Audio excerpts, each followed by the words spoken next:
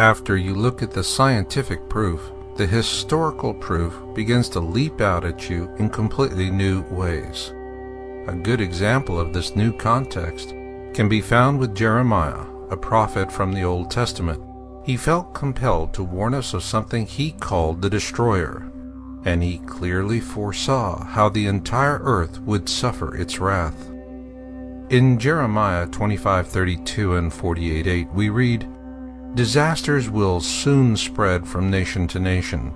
They will come like a powerful storm to all the faraway places on earth." Here Jeremiah clearly warns us that this future cataclysm will beset us on a global scale. He goes on to say, "The destroyer will come against every town. Not one town will escape. The Lord said this will happen." Here Jeremiah identifies the global cataclysm as being caused by something he refers to as the destroyer. So are there any similar ancient texts from this same period of time that give us the same exact wording? Yes, there is. For this we go back to the Exodus, which was as much a blessing for the Hebrews as it was a terrible curse for the Egyptians. In the aftermath of Exodus, the Egyptians had lost their faith. Their own pantheon of gods had proven impotent before the powers of the Hebrew God. Just as we felt compelled to understand why 9/11 caught us so unawares, the Egyptians needed to understand what happened to them as well. So as the Hebrews began to write the Old Testament, the Egyptians simultaneously penned a massive anthology called the Great Book. The original text was written in ancient Hieratic and was later translated into Phoenician and then on into English. In its original form, the Great Book was the size of a modern encyclopedia, and it offered very precise historical accounts. Two such notable accounts were Noah's flood, or the deluge as it is more commonly known across the four corners of the earth.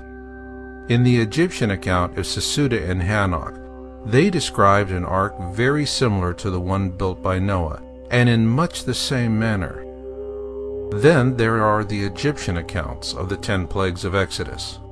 It is important to keep in mind their version was written by the vanquished, as opposed to the Old Testament account, which was written by the victorious Hebrews. There are many similarities between the two. For example, neither the Hebrews nor the Egyptians mention the actual name of the Pharaoh of Exodus. However, where they differ, and strikingly so, is in what actually caused the 10 plagues of Exodus. According to the ancient Egyptians, what caused the 10 plagues of Exodus was a massive object. They also tell us this same object caused Noah's flood and the destruction of Atlantis as well. Like the Hebrew prophet Jeremiah, they too called it the destroyer, and have warned us of its return. In fact, the ancient Egyptians go to great length to warn us that Jeremiah's destroyer will return with catastrophic consequences for all of the earth and those who live upon it, and in these days. What remains of these ancient Egyptian historical accounts are contained within the first 6 books of the Qumran Bible, and they corroborate similar accounts in the Hebrew Torah, or the Old Testament as it is referred to by Christians. Scientifically accurate, these ancient Egyptian accounts read as easily as man-on-the-street TV interviews. This is why noted Planet X historian Greg Jenner says that the Qumran Bible is the Rosetta Stone of Planet X. This is because the Egyptian accounts are so prescient they unlock many Planet X secrets buried within the Holy Bible and numerous other ancient texts and folklore. Many of the harbinger signs of the destroyer's return mentioned within the Qumran Bible have already come to pass. and it is warning us that what will come will be Jeremiah's destroyer.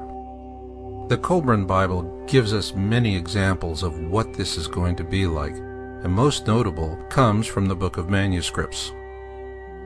When blood drops upon the earth, the destroyer will appear, and mountains will open up and belch forth fire and ashes. Trees will be destroyed, and all living things engulfed. Waters will be swallowed up by the land, and seas will boil. Assuming our governments know all this, what are they doing about it? And of course, we want to know what's going to happen to us. Well, our governments have known about it for a long time, and yes, they're doing plenty about it. The question is, what are you doing about it?